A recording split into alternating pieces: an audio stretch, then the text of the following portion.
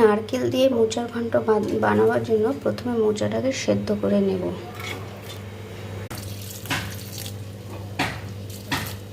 নুন দিয়ে নিলাম, হলুদ গুঁড়ো,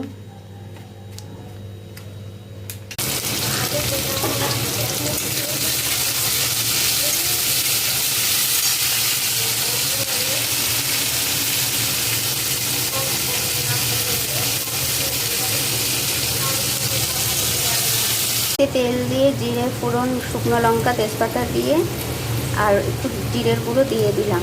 ভালো করে এটাকে আলুটাকে প্রথমে ভেজে নেব। আদা বাটা দিয়ে দিলাম,